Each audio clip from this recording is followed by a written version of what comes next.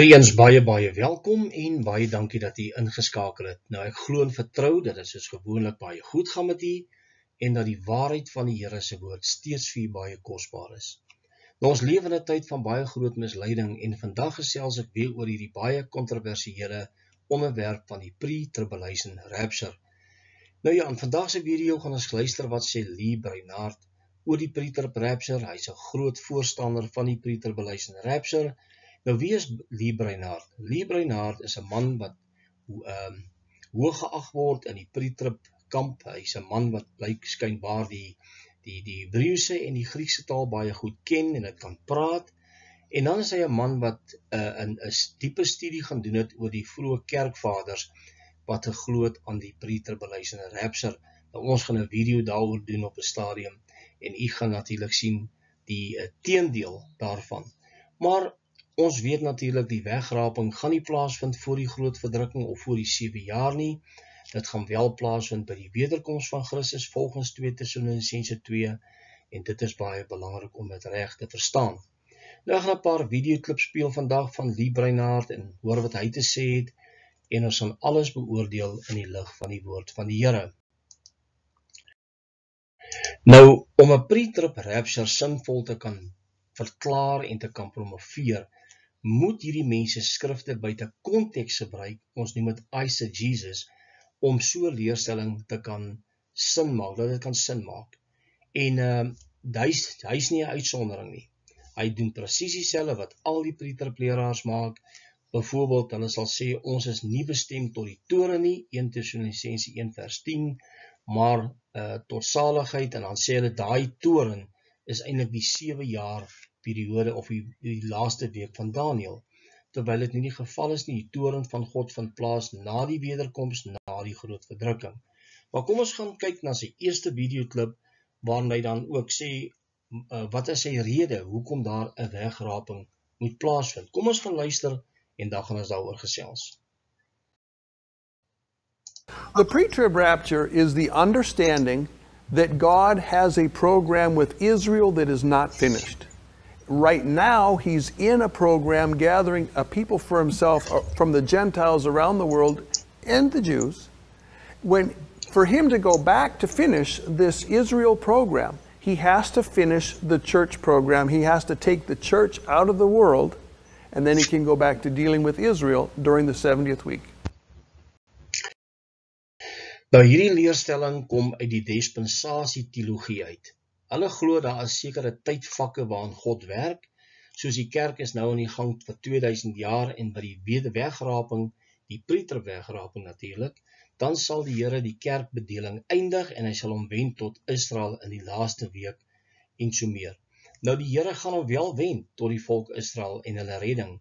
Ons weet natuurlik dat hulle polities herstel is, 1948, maar daar kom 'n geestelike herstel en die belangrike vraag is wanneer gaan dit plaasvind. Nou, die rede vir die wegraping wat hy aanvoer is dat God nie sy plan met Israel kan afhandel as die kerk nog hier is nie. En dit sê geen skrifgedeelte nie. Ons gaan kyk na die skrifgedeelte wat ons wel leer, wanneer vind hierdie afhandeling plaas, wanneer die volheid van die heidene natuurlik ingegaan het. Nou die slegte nuus vir Lee Brainard is dat die kerk nog hier gaan wees tot by die 6de seël. Die 6de seël is wanneer die kosmiese tekens plaasvind en dit dan die wederkoms gaan plaasvind, wat die oordeel van God natuurlik gaan inlei. Nou die kerk word weggeneem wanneer natuurlik by Romeine 11:25, wanneer die volheid van die heidene ingegaan het, na die groot verdrukking. Kom ons gaan kyk wat daai skrifgedeelte leer. Hy sê, want ek wil nie hê, broeders, dat julle hierdie verborgenheid nie moet weet nie, sodat julle nie eie wys mag wees nie, dat die verharding ten dele oor Israel gekom het, totdat die volheid van die heidene ingegaan het, en so sal die hele Israel gered word. Nou, ons weet, dat die volk Israel is nog nie gered nie. Hulle gaan nog deur die groot verdrukking gaan, saam met die kerk, hulle gaan aan die einde van die 7 jaar, Sagaria 14, Sagaria 12, dan sal die Here sy voete op die Olyfberg neerset, en dan sal die hele Israel, 'n derde natuurlik van hulle gered word. So die redding van Israel vind nie plaas van die begin van die 7 jaar tot aan die einde nie, maar wel aan die einde van die 7 jaar, nadat die kerk nie meer hier is nie. En dit is belangrik om hierdie skrifgedeelte in sy konteks dan te gaan verstaan. Nou, kom ons gaan luister na die volgende videoklip waar hy natuurlik sê die kerkbedeling eindig by die pre-trib rapture en dan is daar tribulation signs wat geen skrifgedeelte ooit leer nie. Maar kom ons gaan luister wat hy sê. And then I show the 3rd chapter, I show that Israel is in the tribulation. When you look at a passage that's talking about the tribulation, you see saints in that passage. You look for distinguishing characteristics. Do you see characteristics that distinguish them as church-age Christians? Or do you see characteristics that distinguish them as tribulation Christians? In other words, we would say messianic believers. So, what do you see? Well, we see saints who are temple observant, they're dealing with the Sabbath. We don't see distinctive Christian evidences. Nou vir pre-trib leraars bestaan die kerk nie meer in die 7 jaar periode of die 7 jaar groot verdrukking as hulle dit noem nie, maar hulle glo hierdie mense wat hier tot bekering kom is tribulation saints. En groot as jy wil, daar's mense wat leer, en ons gaan 'n video daaroor doen, dat die evangelie in daai tyd teruggaan na die wet van Moses toe, sabbatonderhouding en so meer, en dit is nie die geval nie. Daar's een evangelie tot aan die einde, dis die redding deur die bloed van Jesus Christus. Daar is nie 'n aparte evangelie vir die tribulation saints nie, maar hulle glo dit. En hy sê dat hierdie mense dan in die 7 jaar nie die kerk gaan wees nie, want die kerk is weggevat, maar dit is dan tribulation saints wat dus hier gaan wees. So die kerk gaan nie deur die groot verdrukking nie, en vir die pre-trib leraars eindig die kerkbedeling by 'n pre-trib rapture wat nêrens in die woord van God voorkom nie. Dit is absoluut 'n leuen, dit staan nie daar nie, dit word geleer, daar word skrifte verdraai om dit te promoveer, terwyl dit glad nie die geval gaan wees nie. Nou ek wil hê ons moet gaan kyk na sy volgende videoklip, waarin hy 2 Tessalonisense 2 buite konteks gebruik. En dis een van hierdie skrifgedeeltes wat so erg verdraai word, dat dit 'n wegraping promoveer, die teehouer en die wegneem, die departure of the church is die afval en so meer. Maar kom ons gaan luister wat hy sê en dan gaan ons daaroor gesels. So, I like the King James direction. They say, we beseech you, brethren. That's beseech is the verb of petition. By the rapture, this is the huper clause, giving the reason for the petition. And then the petition itself is, don't worry about the day of the Lord. Yep. So what this is saying is, listen, brethren, we're going up in the rapture. Don't worry about going through the tribulation. And this actually fits the context, because Paul was talking to people, the Thessalonians, who were going through the first severe persecution in the early church, and they were wondering if they weren't in the time of tribulation or the time of the Antichrist because of the persecution they're seeing. And Paul says, no, look around. Do you see the Antichrist? You don't see the Antichrist, you're not in the tribulation, no matter how bad your tribulation is. Jy sien, vir die pre-trib leraars is die dag van die Here die groot verdrukking. Daar is 'n geweldige verskil tussen die groot verdrukking en die dag van die Here. Die dag van die Here is sy wraakoordele oor hierdie wêreld, en die gemeente van Thessalonika het gedink dat hulle daar is en dat hulle dit gemis het. Maar Paulus verduidelik vir hulle baie pragtig, en hy sê vir hulle, by die wederkoms van ons Here Jesus en ons vereniging met hom, hy sê hierdie dag, die dag van die Here, sal nie kom voordat die antichrist en die groot afval gekom het nie. En daardie mense was nog jong Christen, hulle het nie geweet wat aangaan nie, en hulle het dit misverstaan. Maar die pre-trib leraars verdraai daai skrifgedeelte en sê die dag van die Here is die groot verdrukking. Ek het al reeds 'n video gedoen oor die dag van die Here, en dit gaan gepaard met die kosmiese tekens na die groot verdrukking en nie voor die 7 jaar nie. Maar dit is wat hierdie man leer. Hy sê dat hierdie mense het gedink hulle is in die verdrukking, en toe het hulle gedink hulle die wegraping gemis. Nou, soos ek reeds sê, die dag van die Here is wraak, nie die groot verdrukking nie. En dit moet ons absoluut altyd onthou. En dis waar die pre-trib leraars baie erg verkeerd gaan. Dis hoekom hulle werklik glo aan 'n pre-trib rapture, want die dag van die Here is die 7 jaar groot verdrukking, wat nie die geval is nie. Nou, kom ons gaan kyk in sy volgende videoklip, waar nou spesifiek praat, die groot verdrukking is die dag van die Here, dit word ook so genoem. Kom ons gaan luister vandag. The rapture, more particularly the pre-tribulation rapture, is the Lord gathering his church out of the world prior to the 7 years of tribulation at the end of the age. We also call that tribulation the 70th week, or the day of the Lord, the wrath of God. And the tribulation, obviously, is going to be that time when the world is under the tribulations that God sends upon the world, as well as under the tribulations wrought by the Antichrist as he persecutes everybody who will not submit to his new world order. Jy sien, dis baie duidelik dat die kerk weggevat geword voor die 7 jaar groot verdrukking was, sê hy, en hy noem dit die laaste week van Daniël, die dag van die Here, die verdrukking en die wraak van God. Nou as jy die woord gaan lees en bestudeer, sal jy nêrens so iets vind in die woord van God nie. Die dag van die Here is God se wraakoordele. Dis wanneer daai skale uitgegiet gaan word, die aarde, 'n meteoriet die aarde gaan tref, daar haalstene gaan val, en dit is absoluut wat die dag van die Here behels. Maar die groot verdrukking is 'n tyd van vervolging oor gelowiges. Die anti-kris gaan nie ongelowiges vervolg nie, want die Bybel is baie duidelik, as jy gaan lees in Openbaring 20 vers 4 en 5, Openbaring 13, dan spreek dit van hulle wat die merk van die dier geweier het, nie die anti-kris nie aanbid het nie, hulle word vervolg en hulle word onthoof in daardie tydperk. Nou, wie gaan nou regtig dan nou die anti-kris aanbid? En die woord van die Here is baie duidelik, en ons lees dit in Openbaring 13:8. Hy sê, en al die bewoners van die aarde sal hom aanbid. Dis nou vir die anti-kris. Almal wie se name nie van die grondlegging van die wêreld af in die boek van die lewe van die lam wat geslag is, geskrywe is nie. Die anti-kris gaan nie alle mense in die hande kry voordat die einde kom nie, en daar gaan dus nog steeds mense wees wat nie die merk van die dier dra nie, daar gaan mense wees wat die bok en die skape gaan wees, die skape gaan nie die merk hê nie, want hulle gaan in die 1000-jarige vrederyk inbeweeg. Maar die Bybel is baie duidelik, almal wat se name nie geskrywe staan nie. En hy sê die hele wêreld sal verwonderd agter die dier aangaan.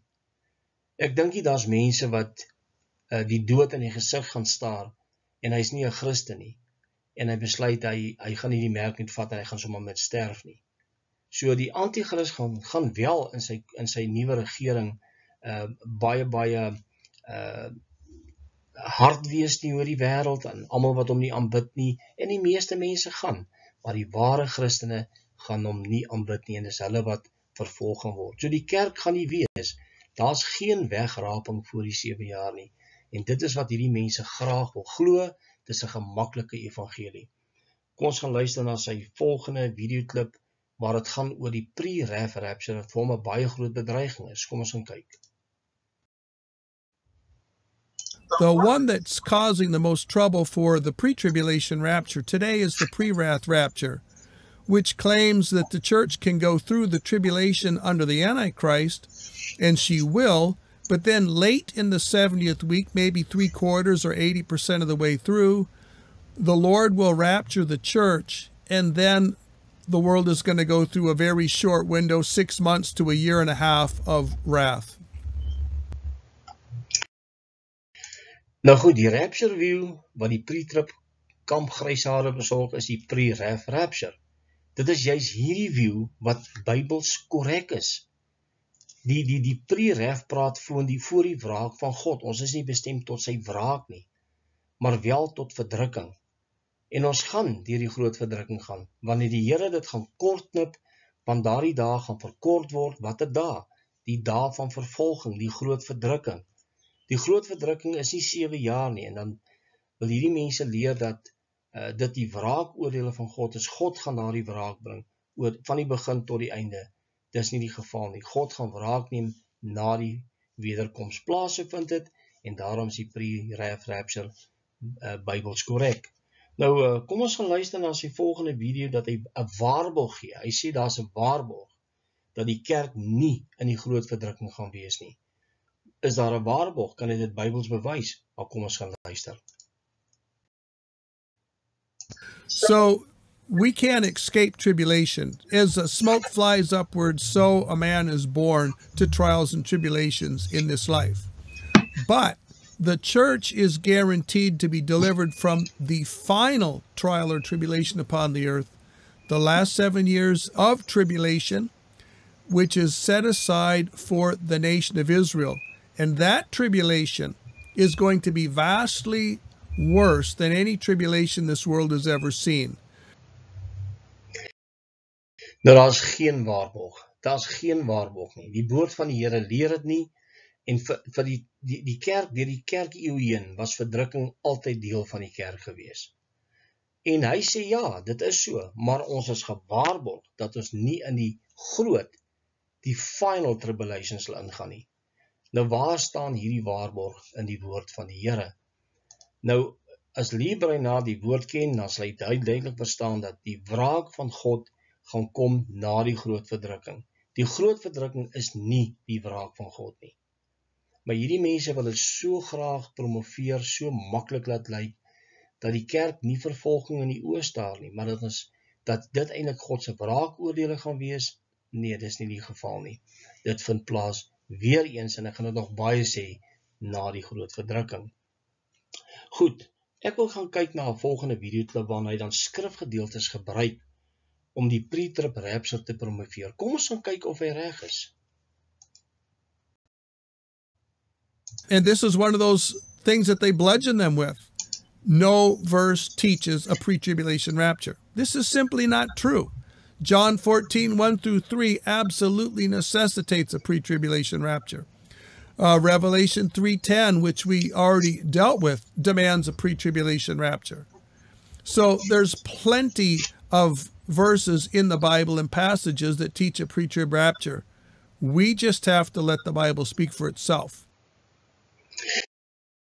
Nee, die woord van die Here leer nêrens in enige skrifgedeelte, nie een enkele skrifgedeelte, dat daar 'n pre-trib rapture gaan wees nie.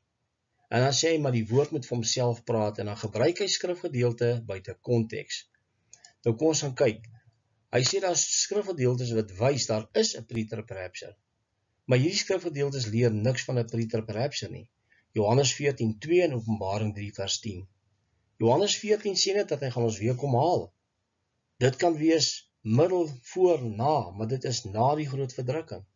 Dit sê nêrens dat dit voor die verdrukking gaan wees nie. Nêrens lees jy in daai skrifgedeelte in die konteks van Johannes 14:2 enigiets van 'n pre-trib rapture nie.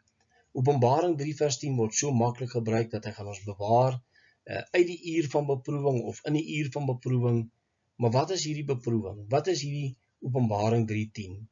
Die kerk van Philadelphia het dit gemis, want hulle was getrou gewees tot die einde toe. En hulle sal nie, en dis wat Lukas 21:36 ook sê, dat julle waardig moet wees om al die dinge te ontvlug wat aan die kom is. Dit is die wraakoordele van God. Ons is waardig om hom te lei tydens die verdrukking. Hy sê, as julle saam met my lei, sal julle saam met my verheerlik word. En wat is daardie verheerliking? Ons nuwe liggame. Daai skrifgedeelte spreek nie van 'n pre-trib rapture nie. Dit het nie enige kommentaar nodig nie, want hierdie mense verdraai die skrif om 'n pre-trib rapture te kan promoveer. Nou goed, ek gaan afsluit. Vir my hierdie valse pre-trib leraars, hulle is besig om die kerk onvoorbereid te laat vir die tyd van vervolging, van moeilike tye wat gaan kom in die laaste week van Daniël, en die kerk gaan baie, soos hulle in Engels sê, hulle gaan teleurgesteld wees en offended, hulle gaan offended voel, hulle gaan voel Christus het hulle verwerp as hy nie gekom het in die begin van die 7 jaar nie, en hulle geloof gaan versaak word. Ons moet luister wat die woord van God leer, is baie belangrik, die konteks is belangrik, daar's 'n wederkoms wat gaan plaasvind na die groot verdrukking aan die einde van die eeue, en dan sal die wegvoering van gelowiges plaasvind. En dis baie belangrik. Mag die Here u seën tot 'n volgende keer. Totsiens.